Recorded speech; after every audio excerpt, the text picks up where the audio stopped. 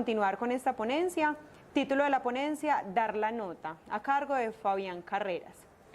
Fabián estudió diseño gráfico en la Escuela Superior de Artes, es diseñador gráfico freelance, tiene más de 20 años de experiencia en la educación y ha realizado conferencias y talleres en diferentes países como Bolivia, Colombia, México, Argentina, Perú y Francia. Vamos con Fabián.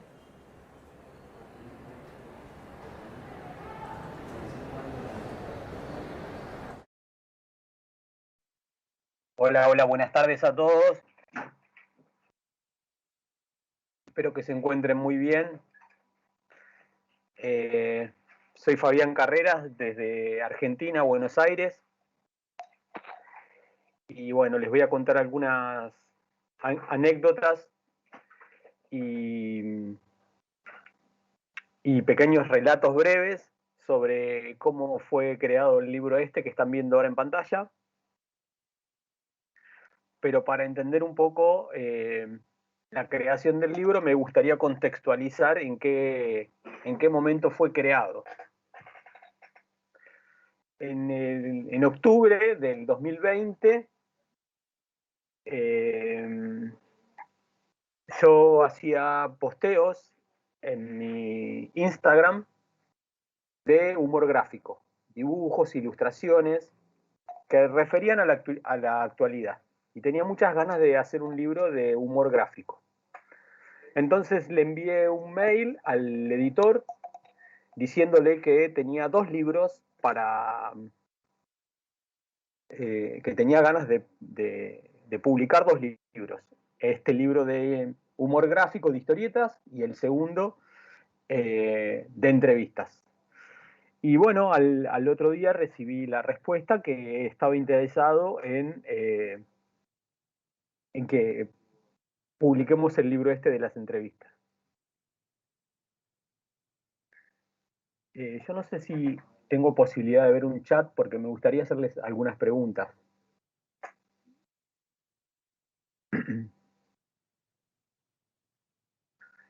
En mi caso particular, que soy diseñador gráfico freelance, una de las cosas que más me moviliza es la curiosidad.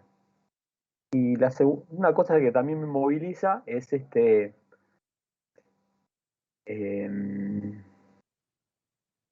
la formación continua, ¿no? Porque entiendo que el diseño gráfico es un oficio y que uno permanentemente tiene que estar actualizándose y conociendo nuevas cosas.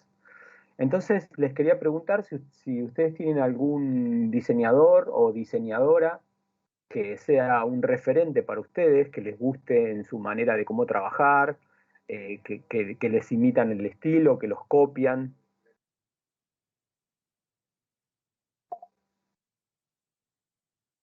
No sé, Miguel Ángel, si tengo posibilidad de ver el chat. Fabián, te cuento, nosotros estamos vía stream en este momento, entonces Sí. hay un pequeño delay de más o menos 7 segundos, entonces todas las respuestas, todas las preguntas serán al final de la conferencia. Ok. ¿Listo? ¿Continúo con Dale, mi charla? dale, continúa, por favor. Sí. Bueno, les Muchas gracias. comentaba, de nada, les comentaba que dentro de mi formación en este oficio, siempre he tratado de seguir a diferentes personalidades que me servían como un marco de alguna manera o una referencia como para poder resignificar todo el tiempo mi trabajo. Entonces, he utilizado la pregunta como un método de diseño y las entrevistas para seguir aprendiendo.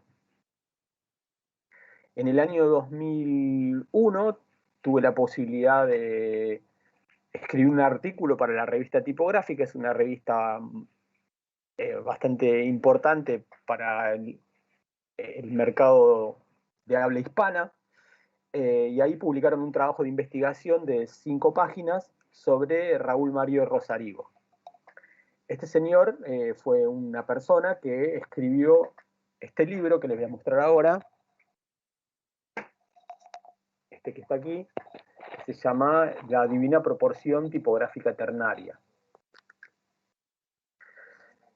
en este libro contaba cómo Gutenberg había diseñado una retícula en divina proporción, y en el colofón había un mensaje que decía, no con la pluma ni con el estilo, sino con formas de riguroso ajuste de 1 y 3, esta Biblia ha sido terminada.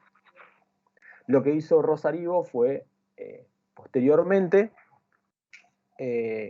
contactarse con Hermann Sapp, el diseñador tipógrafo, y Hermann Sapp llevó las investigaciones de Rosarivo al Museo de Maguncia en Alemania.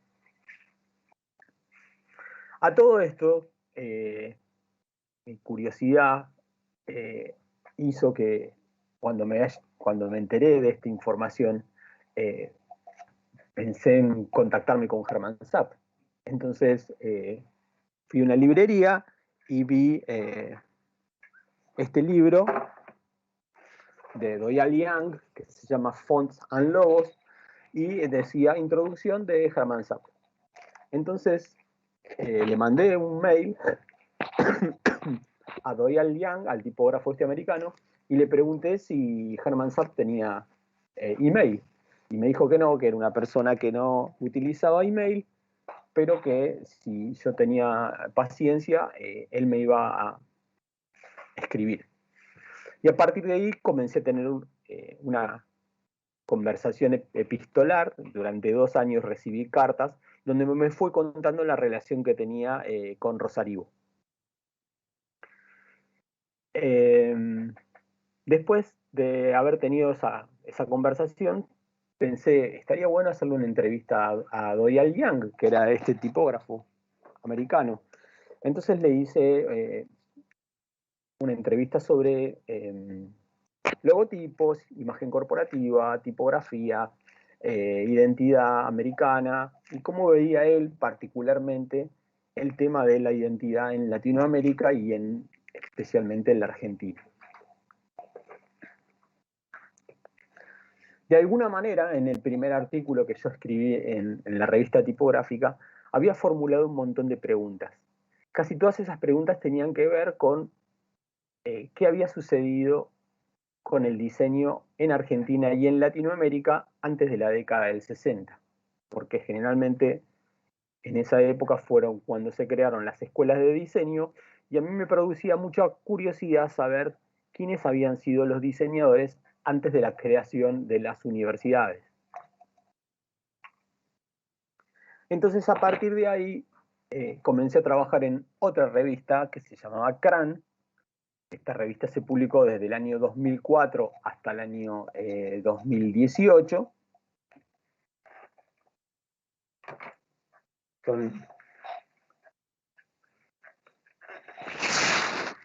Son estos ejemplares que tengo aquí.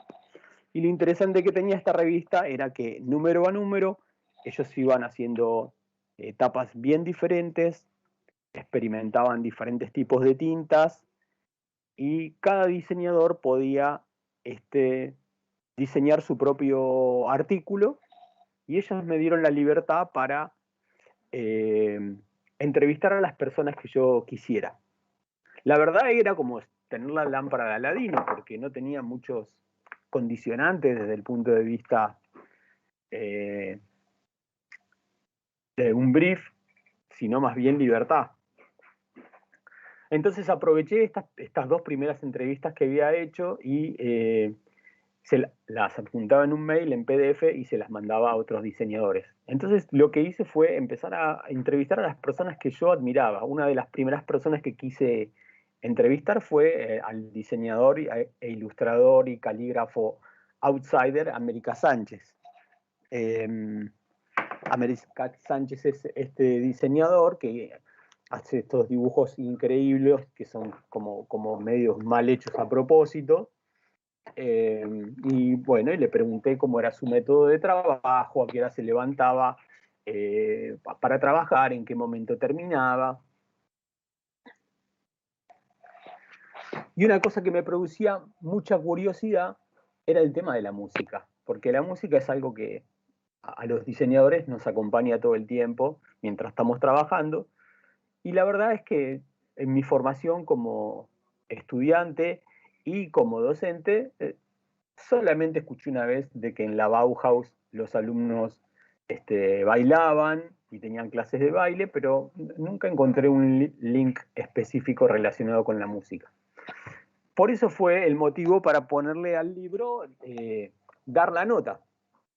Le puse Dar la Nota justamente por eso, porque en casi todas las entrevistas les pregunto a los diseñadores y a las diseñadoras qué música escuchan, cuáles son sus bandas preferidas. Lo gracioso fue que cuando terminé el libro, se me ocurrió hacer una playlist en Spotify y poner todas las bandas que habían sido mencionadas durante las entrevistas. Generalmente uno se imagina que las personas son inalcanzables, pero en realidad lo que descubrí es que la mayoría de las personas inteligentes y enfocadas y que son buenos profesionales saben administrar muy bien el tiempo, es gente muy honesta y buena onda. Y siempre disponen de tiempo para responder a este tipo de cosas. ¿Qué fue lo que sucedió? En la medida que yo iba consiguiendo mejores entrevistas, todos me decían que sí. Después a otra persona que también me interesaba mucho su trabajo, porque había visto algunas cosas de él hacía mucho tiempo y siempre estaba en el encuentro latinoamericano de Palermo, de la Universidad de Buenos Aires, de Felipe Taborda. Se me ocurrió hacerle también una entrevista a él, y él en una de sus conferencias había contado que con su hermano era muy fanático de los Beatles y que en una época tenían cuando eran adolescentes tenían el pelo ondulado y que se peinaban el pelo lacio para tener un flequillo igual que los Beatles. Y me pareció una cosa como súper divertida y además nunca había escuchado un diseñador que sea tan fanático o que tenga tanta pasión por un grupo musical. Entonces le hice una entrevista pura y exclusivamente de los Beatles. Y él me pasó una fotografía de cuando tenía 19 años o 20 años cruzando por Abbey Road, donde los Beatles hicieron esa tapa de disco tan emblemática.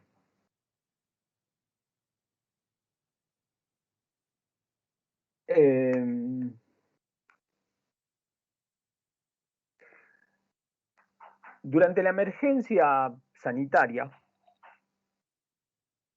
como diseñador freelance, yo detecté 4 emergentes socioeconómicos culturales, si se podría decir así, de esta manera. Me redujo un montón el trabajo de diseñador gráfico, pero hice trabajos de branding para eventos online, como si fuera a hacer una marca para el evento Divergente.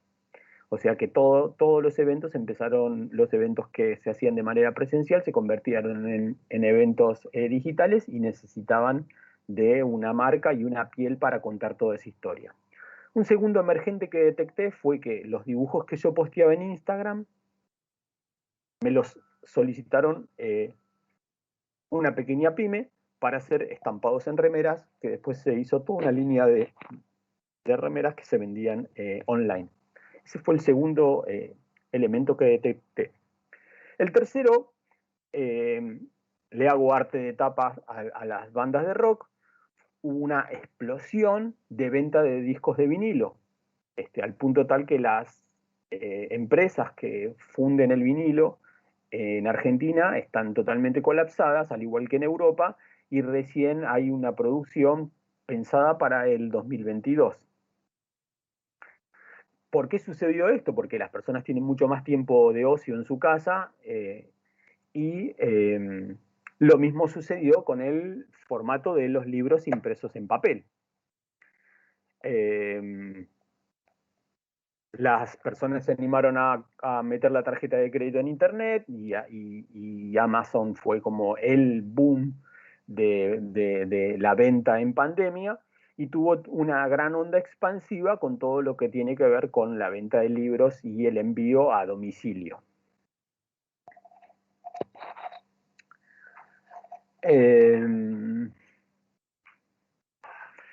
También me gustaría contarles que yo tengo una sensación muy, ¿cómo decirlo?, de rechazo sobre todo lo que está pasando con este siglo tan vertiginoso, y siento que Internet es como una gran aplanadora que mata cualquier tipo de relieve. Y, por ejemplo, yo he estado 5 veces en Medellín dando ponencias, y es la primera vez que decidí no proyectar ningún archivo de PowerPoint ni en PDF, porque hace 2 años que estamos delante de conferencias en Zoom y de PDFs mostrando un slide detrás del otro. Y lo que percibo es que Internet está matando todos los relieves, los espesores, las miradas, las bocas, las relaciones entre las personas. Entonces, en parte, el motivo de este libro, o el tema de este libro, tiene que ver con la humanidad, ¿no? De qué es lo que comen las personas, qué desayunan, qué les gusta. Y el libro fue escrito, lo comencé a escribir en octubre del 2020 y fue publicado en abril del 2021, o sea, en un periodo muy cortito. Pero lo interesante es que condensa trabajos realizados desde el año 2003 hasta el 2021. En pleno confinamiento, por ejemplo, que no podíamos salir a la calle, lo único que podías hacer era salir a dar la vuelta al perro, me acuerdo que un día salí caminando para el barrio de Palermo, que es un lugar donde hay muchas librerías, y desde la ventana la señora de la librería, haciéndome señas, me dijo: ¿cuál es el libro que querés?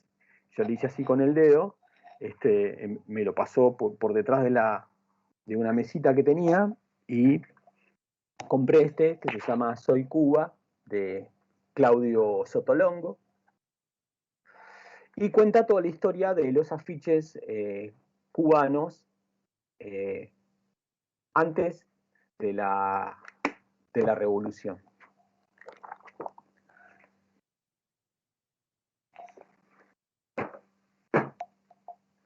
Esa entrevista fue realizada en plena pandemia. El libro tenía un límite, que era el que había dado el editor, eran 164 páginas, y me estaban faltando 2 entrevistas. Entonces le hice una entrevista a Edgardo Jiménez, que es un diseñador argentino, que de la década del 64 al 68 hizo una producción impresionante de afiches, más de 130. Y lo gracioso fue que la entrevista se le hice por WhatsApp. Ella le hacía una pregunta, él me la respondía, y después con un programita hice la desgrabación, un tips que me pasó Sebastián Gallo, un amigo y colega docente, y con eso hicimos toda la traducción, y fue una de las últimas entrevistas que entró en el libro. El libro tiene algunas ilustraciones de Juanpi Andrade, un colega de la ciudad de Córdoba, y está es a color, tiene ilustraciones, por ejemplo, de los pioneros del diseño en la Argentina. Es una ilustración de Achille Maussan, de la década del 20.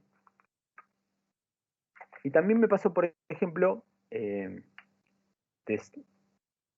pasar por una librería, comprar un libro que me gustaba y ver que estaba el mail de la persona, Entonces me sacaba una selfie con el libro que recién había comprado y se la mandaba al autor, y el autor se sacaba una selfie de la selfie, eh, de la pantalla que había recibido o de celular, y me la mandaba.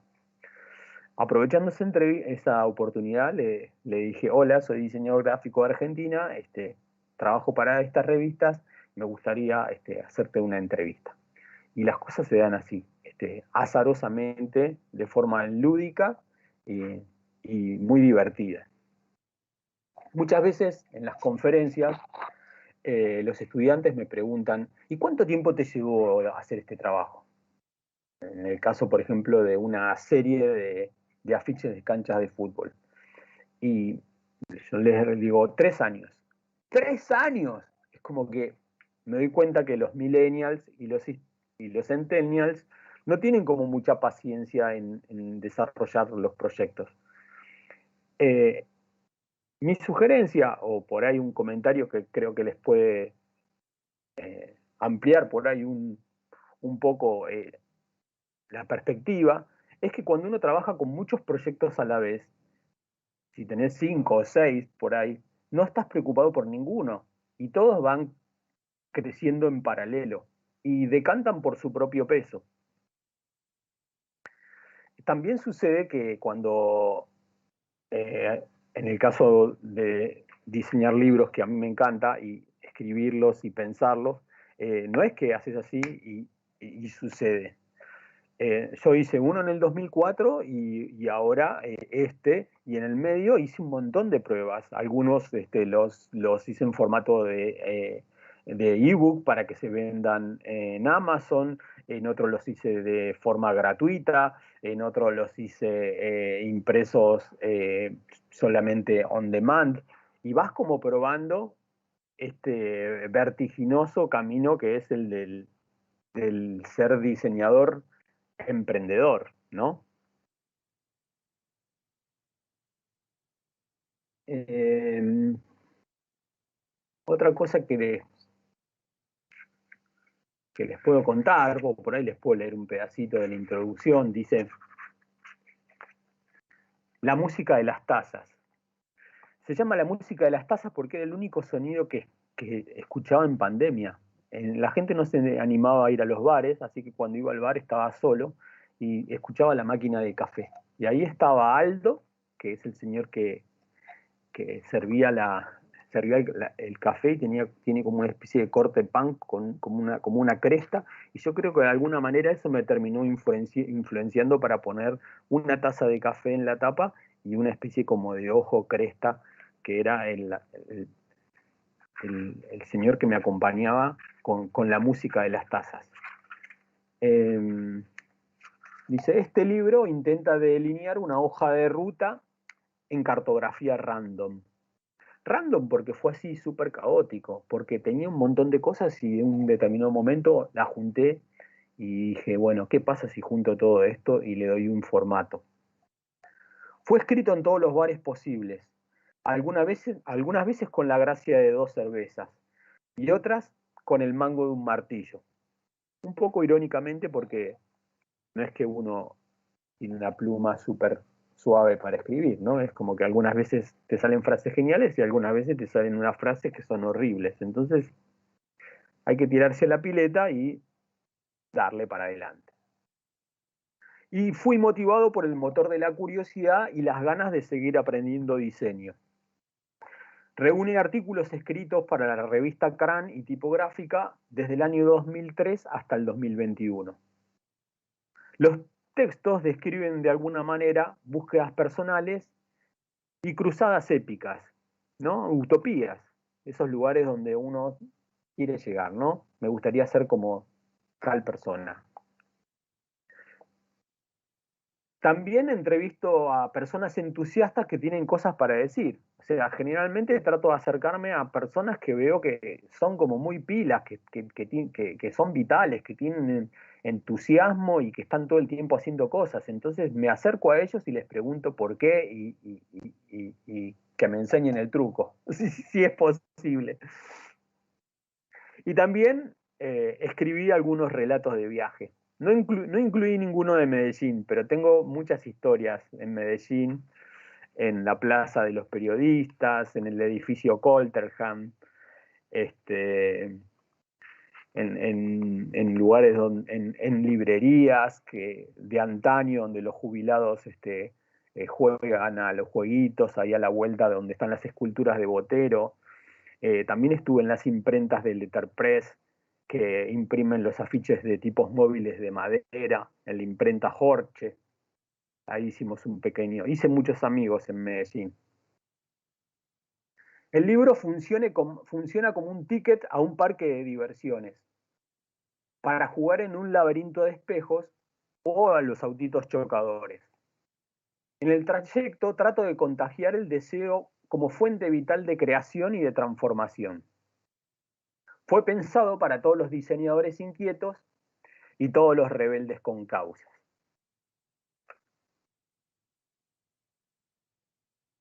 Ese es más o menos de qué va la esencia del libro.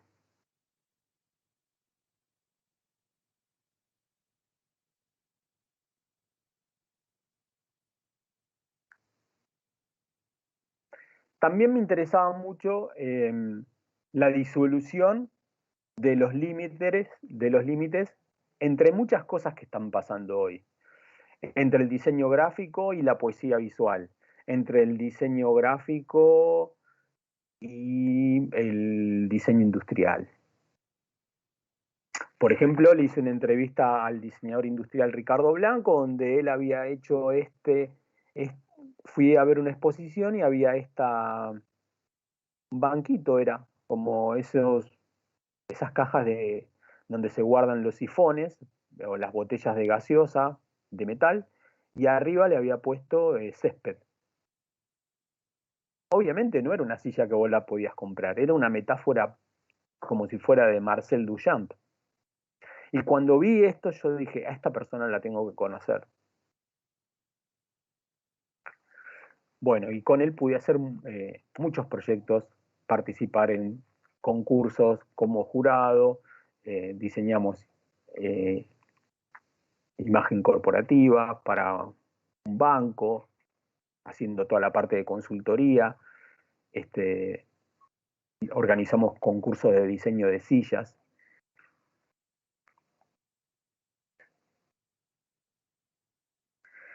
Y cuando hice la presentación de este libro, esta es la tercera vez que lo hago, la última vez en Lima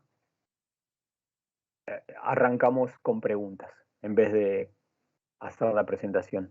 Y les pregunté a los chicos si les gustaba escribir. Y con gran sorpresa empezaron a aparecer en el chat, sí, sí, sí, sí, sí, a mí me gusta esto, me gusta lo otro, pa, pa, pa, pa, pa, pa, pa. Entonces seguí tirando del hilo y cuando voy a dar las clases a la facultad, cada vez les pregunto más a los chicos sobre el tema de la escritura. Algo que en casi 20 años de profesión como docente, nunca lo había desarrollado de manera muy en profundidad. Y me di cuenta que a todo el mundo le encanta contar historias, a todo el mundo le encanta escribir, todo el mundo tiene algo para decir, y lo que más cuesta por ahí es enfrentar a la hoja en blanco. Entonces mi sugerencia es que tengan una libreta siempre a mano o el celular con un bloc de notas y una lapicera en el bolsillo, y de a poquito se van a dar cuenta que esas pequeñas cosas que tienen anotadas toman algún tipo de sentido. La semana pasada, cuando les estaba contando esto a los alumnos, un chico así muy entusiasta, lo primero que hizo fue venir a mostrarme el celular y me dijo, profe, yo escribo canciones. Me le digo, ¿qué escribís? ¿Escribís trap? No, yo escribo reggaetón. Y tenía todas frases breves, concretas, como si fueran casi haikus. Y me dice, pero el problema que yo tengo es que no me puedo imaginar las palabras en imágenes. Entonces, bueno, hicimos algunos ejercicios de conceptualización de cómo, no sé, por ejemplo, pescado rabioso, que podría ser una metáfora textual, convertirla en una metáfora visual. Bueno, chicos, me resulta un poco difícil no poder verlos, no saber si son estudiantes de primer año, si son profesionales ya recibidos, y estoy más o menos en el tiempo que me habían pedido de la ponencia, así que voy a terminar aquí, así los escucho y si tienen alguna pregunta, me encantaría volver a tener contacto con los paisas y con gente de Latinoamérica.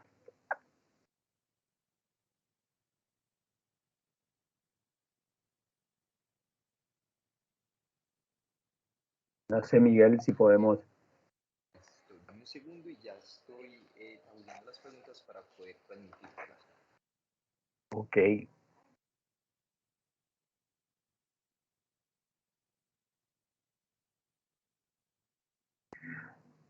¿Se escuchó bien, Miguel, el audio? Sí, se escuchó perfecta la conferencia. Bueno, aquí tenemos una primera pregunta que es, ¿qué fue lo más difícil al momento de estructurar el libro, hablando en términos gráficos?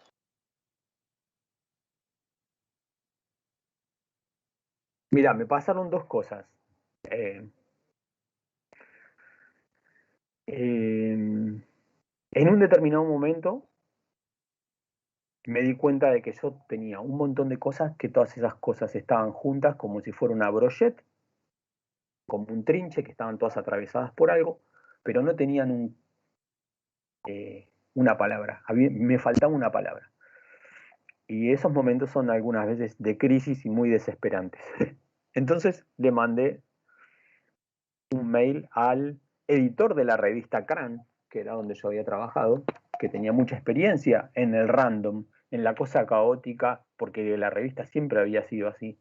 Entonces le digo, seguramente esta persona me va a dar una palabra de aliento.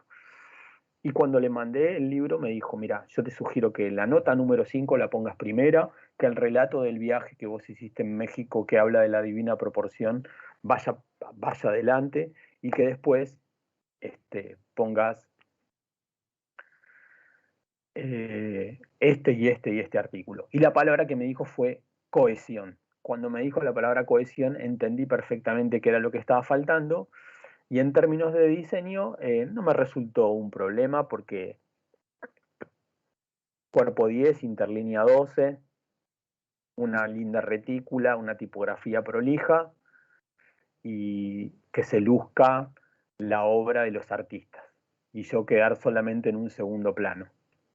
Y el único punto de ego que tiene el libro es la tapa, que es que la ilustración le hice yo. Pero todo lo demás traté de ser lo más neutral para que sobresalgan los autores. Listo, perfecto. Nos pregunta Juan, ¿cómo haces para financiar tus productos editoriales? ¿Y es fácil comercializar un libro hoy en día? Bueno, en este caso, el que financia el libro es el editor, y él me dijo, mira, nosotros necesitamos garantizarnos una preventa para que el libro pueda salir. Entonces, si vos podés fogonear tu trabajo en las redes sociales, nos va a ayudar a asegurarnos que se van a vender una X cantidad y con esa cantidad podemos hacer la producción total del libro. Y fue así. Empecé a mandarle mails a todos los amigos, a todos los familiares, por Instagram, por Facebook, hice un videíto, hice una serie de posteos en carruseles, en historias, y en muy poquito tiempo el material, no hubo conflicto, digamos. Ahora ya estoy preparando uno nuevo que va a salir en noviembre, que es sobre 100 afiches que hice durante 30 años, que es el que más me gusta de todos los que hice. Creo que va a ser divino como va a quedar, porque es una ficha atrás del otro, el año, la fecha, el sistema de impresión y algunas cositas de teoría. Eh, pero es difícil conseguir dinero. Hay que hacer cooperativas con amigos y tiradas chicas para poder salir. Perfecto, Fabián. Aquí tenemos otra pregunta de Néstor Danilo. ¿Cómo se podría vincular el diseño gráfico con la educación primaria y secundaria? Y es una pregunta muy hermosa y creo que se podría tranquilamente enseñar diseño gráfico en primer grado. El diseño gráfico en un punto está sobrevalorado, ¿no? Porque cualquier persona necesita comunicar y debería ser una materia casi obligatoria, ¿no? Que te enseñen a organizar tus proyectos, que te enseñen a elegir las letras, que te enseñen a combinar los colores para que vos hagas buenas presentaciones. Eh, es un método,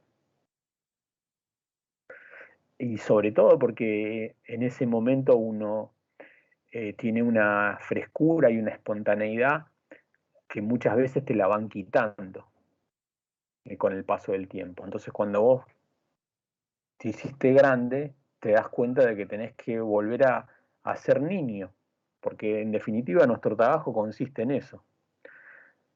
Somos adultos cuando cobramos, pero somos niños cuando estamos jugando con el lápiz. Y es re importante eso.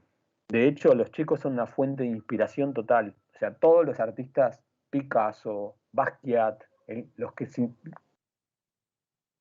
sientan que tienen un cierto grado de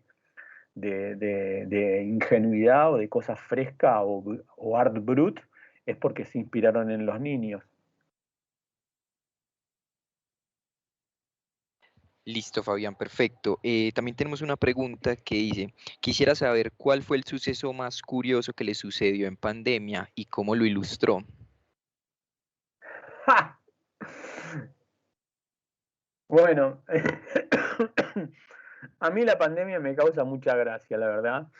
Me acuerdo el segundo día de pandemia que vi unos jubilados por la calle que se habían hecho unas máscaras con unas botellas de plástico de PET y la habían cortado con tijera y parecía Darth Vader y su mujer. Y iban los dos caminando así y respirando. Y era como una película de ciencia ficción bizarra. La pandemia hizo muchas cosas con las metáforas. Y también hizo cosas que no se pueden entender, que por ejemplo llevemos 2 años y la gente todavía no sepa que el barbijo se pone arriba de la nariz, ¿no? Nos puso en evidencia que somos muy brutos también. Sí, estamos totalmente de acuerdo con eso. Y como última pregunta de Lucy, ¿qué libros recomiendas que ayuden en la formación y que uno tome como referencia para el continuo aprendizaje? Uy, hay 1000 libros. Hay 1000 libros. A ver, para acá tengo uno.